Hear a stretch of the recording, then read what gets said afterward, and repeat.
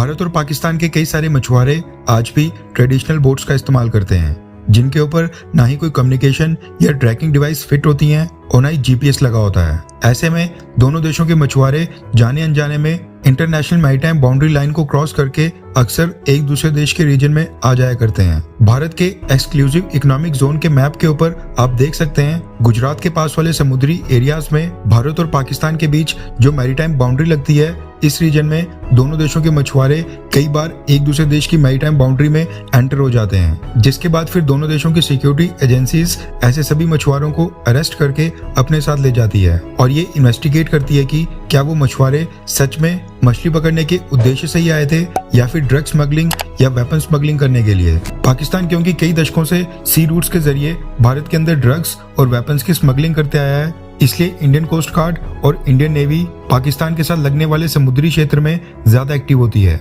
आपको 26/11 तो याद ही होगा, कसाब के साथ जो बाकी आतंकी आए थे वो भी समुद्री रास्ते से ही भारत के अंदर एंटर हुए थे और फिर मुंबई में सड़कों के ऊपर उन्होंने कत्लेआम मचाया था। अब होता क्या है कि इंडियन कोस्ट गार्ड जब भी पाकिस्तान के मछुआरों को भारत की मैरीटाइम बाउंड्री लाइन के अंदर अरेस्ट करती है, उस समय ये एक्चुअल में पता नहीं होता है कि सामने वाला व्यक्ति मछुआरा ही है या फिर कोई स्मगलर। और इंडियन कोस्ट गार्ड ने कई बार ऐसे पाकिस्तानी नेशनल्स को भी पकड़ा है जो मछुआरों का कवर लेकर अपनी बोट्स में ड्रग्स और वेपन्स लेकर भारत के अंदर एंटर होते हैं। इसलिए भारत जब भी पाकिस्तानी मछुआरों को पकड़ता है, भारत को प्रॉपर और डिटेल्ड इन्वेस्टिगेशन करनी पड़ती है। लेकिन सेम चीज भारत के मछुआरों को केस में नहीं होती है। भारत के मछुआरों के केसेस काफी जेन्युइन होते हैं और भारत के मछुआरे कई बार ज्यादा मछलियां पकड़ने के लिए इंटरनेशनल मैरीटाइम बाउंड्री लाइन को क्रॉस कर लेते हैं, लेकिन वो पाकिस्तान के अंदर ड्रग्स, हथियार वगैरह सप्लाई करने का काम नहीं करते हैं, ना ही उनके पास से ऐसा कुछ मिलता है। अब क्योंकि भारत और पाकिस्तान के रिलेशनशिप कुछ अच्छे नहीं है, ऐसे में होता क्या है कि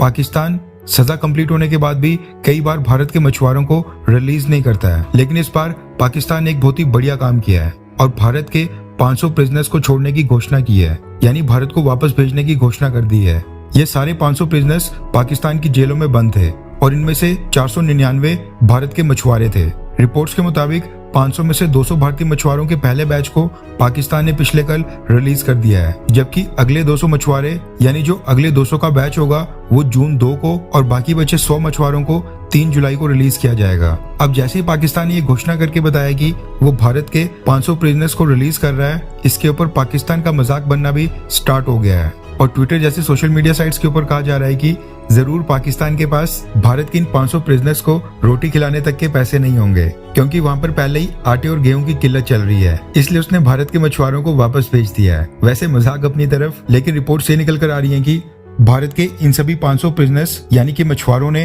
पाकिस्तान की जेलों के अंदर अपनी सजा पूरी कर ली थी और ये सब पूरी तरह से जेन्युइन केस थे। बदले में पाकिस्तान भी मांग कर रहा है कि भारत की जेलों में बंद पाकिस्तान के मछुआरों को भारत जल्द से जल्द रिलीज करे। वैसे भारत की जेलों में पाकिस्तान के मछुआरों से ज्यादा मछुआरों का कवर लेकर आए वो पाकिस्तानी हैं जो भारत के अंदर ड्रग्स और हथियार स्मगल करने की कोशिश कर रहे थे, यानी स्मगलर्स थे। और जो जेन्युइन केस होते हैं, भारत उनको समय के ऊपर ही रिलीज कर देता है।